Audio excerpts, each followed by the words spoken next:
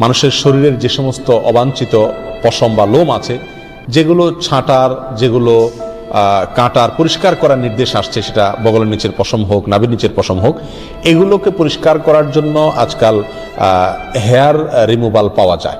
এক ধরনের আপনার ক্রিম পাওয়া যায়। এই ক্রিমটা মাখায় দিয়ে এরপরে কিছু দিয়ে টান দিলে এগুলো পড়ে যায়। এখন এই হেয়ার রিমুভাল ইউজ করে এটাকে পরিষ্কার করা জায়েজ আছে, নাকি এখানে ব্লেড ইউজ করতে হবে, কেচি ইত্যাদি ইউজ করতে হবে? উত্তর হলো হেয়ার রিমুভাল ইউজ করা যাবে, কোনো অসুবিধা নাই। আমাকে এই পশমগুলো পরিষ্কার করতে হবে, কিভাবে করব সেটা আমার ব্যাপার। শরীয়ত আমাকে এক্ষেত্রে কোনো পদ্ধতি বলে দেয় না যে তোমাকে ব্লেড ইউজ করতে হবে। অথবা আপনি ব্লেড ইউজ করেন, অথবা মেশিন ইউজ করেন, অথবা হেয়ার রিমুভাল ইউজ করেন, যেভাবে আপনার সম্ভব বা যেভাবে আপনার ইচ্ছা সেভাবে আপনি ইউজ করতে পারেন। যদি আপনার স্বাস্থ্যের জন্য ক্ষতিকর না হয় তাহলে এটা ইউজ করাতে শরীয়তের দিক থেকে কোনো কি নাই, অসুবিধা নাই।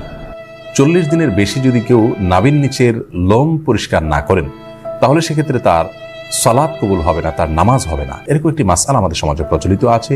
কোরআন এবং হাদিসের আলোকে এটি কতটা সঠিক আমরা সে বিষয়ে জানার চেষ্টা করব।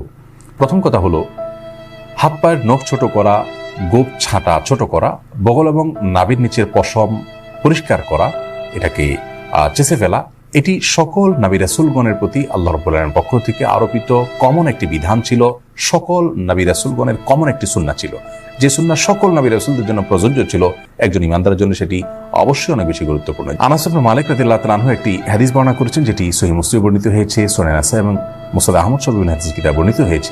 সেখানে তিনি বলেছেন যে রাসূল আকরাম সাল্লাল্লাহু আলাইহি ওয়াসাল্লাম আমাদেরকে এই কাজগুলো করবার জন্য, অর্থাৎ হাত পায়ের নখ ছোট করা, গোপ ছোট করা, বগল এবং নাভির নিচের পশম পরিষ্কার করা, চাষা, এই কাজের জন্য তিনি আমাদেরকে সময়সীমা নির্ধারণ করে দিয়েছেন 40 দিন। অর্থাৎ 40 দিন পর্যন্ত কেউ যদি বিলম্ব করেন তাহলে সেটি জায়েজ আছে। যদিও এত বেশি বিলম্ব না করে প্রতি সপ্তাহে একবার পরিচ্ছন্ন করতে পারে সেটি উত্তম, ভালো কাজ। যত বেশি পরিষ্কার রাখা যায় এগুলো ততই ভালো। কিন্তু যদি কেউ বিলম্ব করতে চান তাহলে সেক্ষেত্রে তিনি এগুলো না চেষে, না কেটে সর্বোচ্চ 40 দিন পর্যন্ত থাকতে পারবেন। 40 দিনের পর যদি তিনি না কেটে থাকেন তাহলে সেটি তার জন্য গুনাহের কারণ হবে। সে কারণে তিনি আল্লাহর কাছে পাপী হিসাবে বিবেচিত হবেন। কিন্তু এর কারণে তার সালাত হবে না, তার নামাজ কবুল হবে না, এরকম কোনো কথা হাদিসের কোথাও বলা হয়নি। সালাত বা নামাজ বিশুদ্ধ হওয়ার সম্পর্ক হলো সালাতের যে শর্ত আছে সেই শর্তগুলো তিনি সঠিকভাবে আদায় করেছেন কিনা এর উপর নির্ভর করে। যার কারণে সালাতের শর্ত যদি সঠিকভাবে আদায় করে থাকেন, ফরজগুলো সঠিকভাবে আদায় করে থাকেন, তাহলে সালাত বিশুদ্ধ হবে। যদিও তার নাভির নিচের লোম তিনি অপরিষ্কার রাখেন, নখ বড় রাখেন, এগুলো করা সত্ত্বেও তার সালাত আদায় হয়ে যাবে। কিন্তু এগুলোকে তিনি বড় রাখবার কারণে, ছোট না করার কারণে, সময়মতো না চাষবার কারণে, 40 দিনে বেশি অপরিচ্ছন্ন রাখবার কারণে তিনি একটি গুনাহে লিপ্ত হলেন, সেটি সম্পূর্ণ ভিন্ন বিষয়। আল্লাহ রাব্বুল আলামিন আমাদের সকলকে সব ক্ষেত্রে রাসূল আকরাম সাল্লাল্লাহু আলাইহি ওয়াসাল্লামের সমস্ত দিক নির্দেশনাগুলোকে মেনে চলার তৌফিক দান করুন। চুল ও নখ কাটার পর তা টয়লেটে ফেললে গুনাহ হবে কিনা? ভাই তুহিন, আমাদের শরীরের চুল, নখ ইত্যাদি কেটে সেটা যদি আমরা টয়লেটে বা ওয়াশরুমে ফেলে দিই তাহলে তার কারণে গুনাহ হবে না, কিন্তু কাজটি অনুত্তম, মানে ভালো নয়।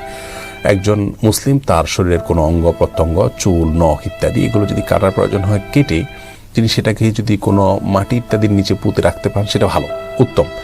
কারণ অনেক সাহাবী থেকে এই ধরনের আমলের কথা পাওয়া যায়।